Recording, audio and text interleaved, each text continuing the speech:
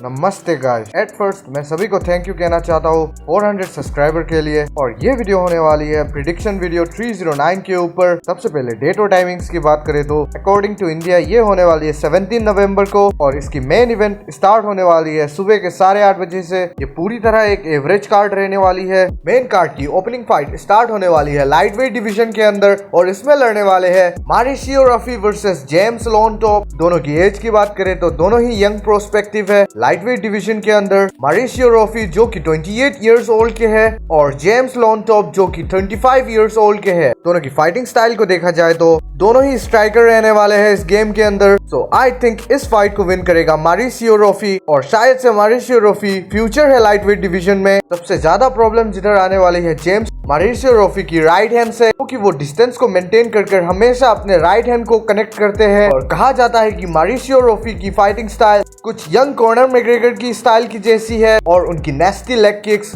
वो भी बहुत ही ज्यादा ट्रबल करने वाली है जेम्स को। जेम्स के पास एक एडवांटेज है जो कि वो डिस्टेंस को क्लोज कर अपने पंचेस को लैंड कर सकते हैं, क्योंकि मारिशियो रफी की गार्ड ओपन होती है और मारिशियो रफी को क्लोज डिस्टेंस में थोड़ी प्रॉब्लम आती है। और अगर जेम्स क्लिंच की ओर मारिशियो रफी को ले गया तो फाइट में चेंजेस आ सकती है, लेकिन ये इतना आसान नहीं रहने वाला जेम्स के लिए। मारिशियो रफी की स्ट्राइकिंग और उनके लेग किक से बचना और फिर डिस्टेंस को क्लोज करना, तो इसीलिए मैंने इस फाइट में चुना है मारिशियो रफी।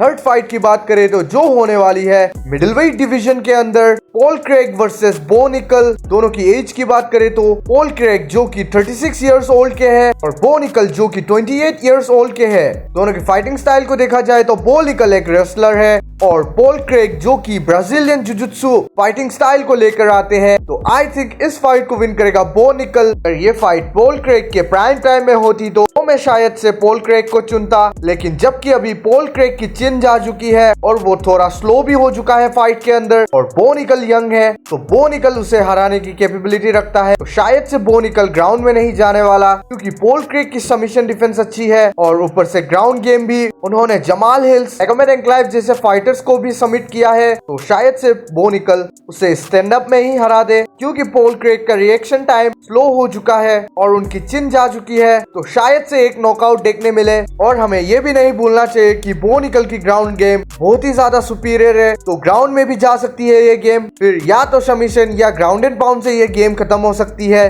दूसरी फाइट की बात करें तो जो होने वाली है को मेन इवेंट लाइटवेट डिवीजन के अंदर और शायद से इस कार्ड की सबसे interesting fight Charles Oliveira versus Michael Chandler. ये एक रीमैच होने वाली है। दोनों की एज की बात की जाए तो माइकल चैंडलर जो कि 38 इयर्स ओल्ड के हैं और चार्ल्स ओलिवेरा जो कि 35 इयर्स ओल्ड के हैं। फाइटिंग स्टाइल को देखा जाए तो चार्ल्स ओलिवेरा ब्राजीलियन जुजुत्सु और माइकल चैंडलर एक स्ट्राइकर है। सो आई थिंक इस फाइट को विन करेगा चार्ल्स ओलिवेरा। एक तो उनके पास एज की एडवांटेज होगी और जो कि माइकल चैंडलर 2 साल से नहीं लड़े तो उन्हें रिंग रस्ट की प्रॉब्लम आ सकती है। लेकिन हमें यह भूलना नहीं चाहिए कि माइकल चैंडलर के पास नेस्टी पंचेस है, क्योंकि आपने देखा ही होगा जस्टिन गेची, डस्टिन पोरियर और ओलिवेरा की फाइट में फर्स्ट राउंड में हमेशा वो अपने ओपोनेंट्स को हर्ट कर देते हैं, लेकिन सही से अपने गेम प्लान को इम्प्लीमेंट ना करने की वजह से वो हमेशा खुला सांड की तरह लड़ता है। और दूसरी ओर चार्ल्स ओलिवेरा पंचेस लेने के बाद भी फास्ट रिकवरी कर लेता है और अगर ग्राउंड में गेम गया तो आपको पता ही है कि चार्ल्स ओलिवेरा की सबमिशन स्किल्स कितने सुपीरियर लेवल की है। तो या फिर वो सबमिट कर देगा माइकल चैंडलर को या फिर ग्राउंड एंड पाउंड से हरा देगा। लेकिन एक पॉइंट है कि दोनों की चिन जा चुकी है, तो अगर स्ट्राइकिंग होती है तो कोई भी नॉकआउट हो सकता है। तो इन्हीं सारे रीजनों के वजह से मैंने चार्ल्स ओलिवेरा को चुना इस फाइट को विन करने के लिए। तो मेन इवेंट की बात करें तो जो की होने वाली है हेवीवेट टाइटल के लिए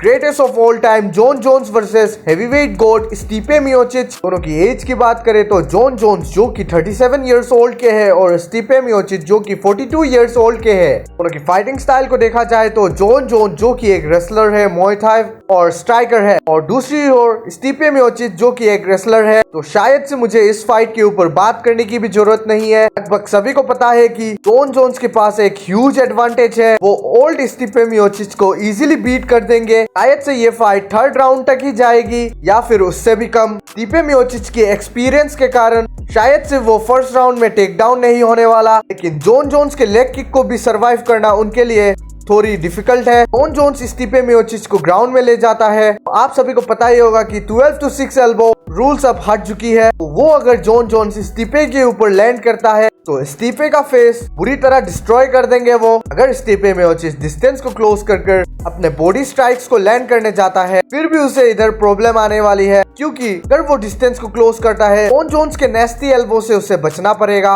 और अगर 99% से 1% में स्टीफे मियोचिच अगर इस फाइट को जीत जाता है तो ये इंसेन रहने वाला है, लेकिन ऐसा होना इम्पॉसिबल है। तो इस फाइट को जॉन जोन्स विन करने के बाद वो अपने टाइटल को डिफेंड करे टॉम एस्पिनाल के साथ, ये सभी लोगों को देखना पसंद आएगा। तो यहीं पर हुआ मेरा प्रिडिक्शन खत्म। आप सभी का प्रिडिक्शन कमेंट में जरूर बताना, और वीडियो हुआ यहीं पर खत्म। वीडियो अच्छा लगे तो लाइक और सब्सक्राइब जरूर से कर देना। Tata bye bye.